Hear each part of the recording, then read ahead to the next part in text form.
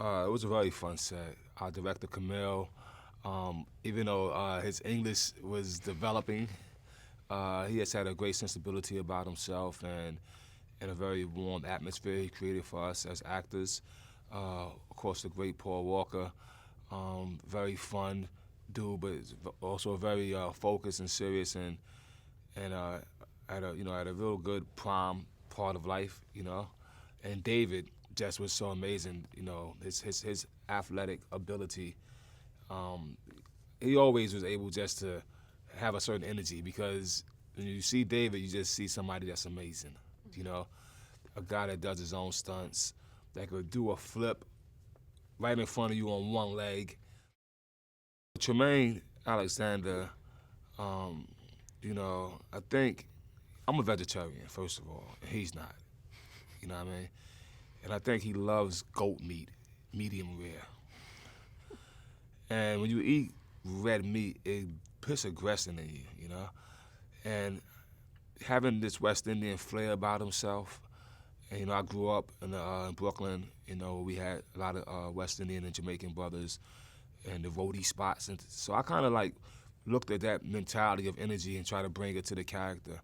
But I think that, you know, he's very ruthless and vicious, but I do think he has a purpose.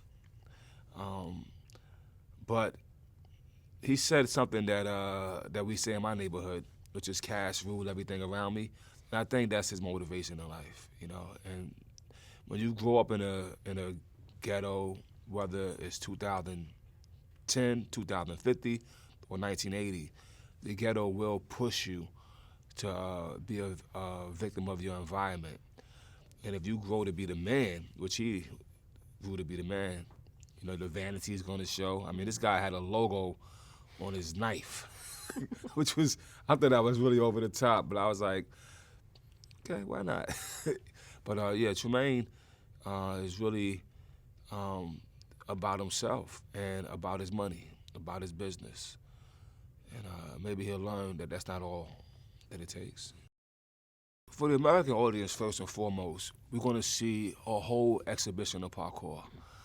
And we have enjoyed it in small doses. In James Bond, we got a little small dose of it. Sometimes you watch the superhero movies and you get a small dose of it. No, this is a full course meal.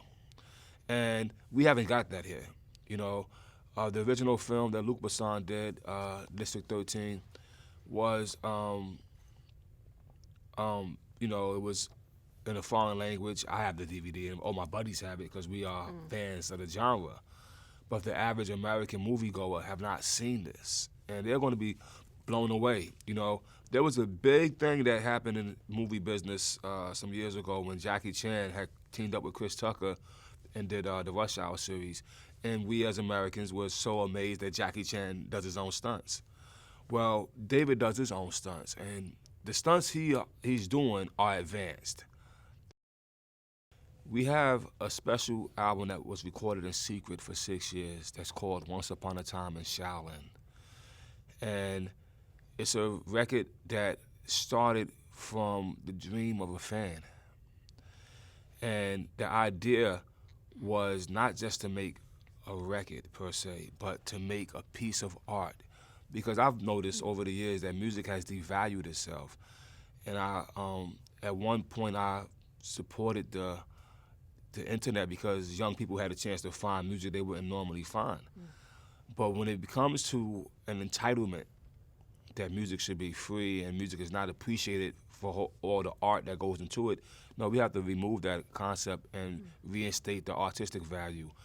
So this Once Upon a Time in Shaolin project is a piece of art. Then there's also an album we're recording for consumers, which is called The Better Tomorrow.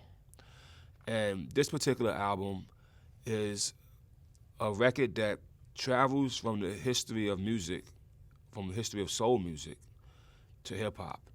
When I was making music, I came in the age when the sampler was firstly invented, and it wasn't computers and stuff like that making music. Now we've gotten from a live drum kit all the way to a computer. that could program the beats for you, and just could be on the plane doing it.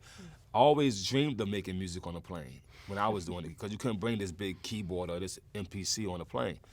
Now you could do that, right? And what I did on this album, A Better Tomorrow, I chronicled that.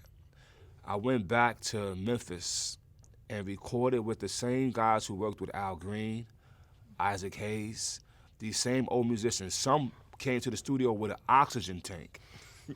You know what I mean? But my idea was, in the 90s, we would sample this music.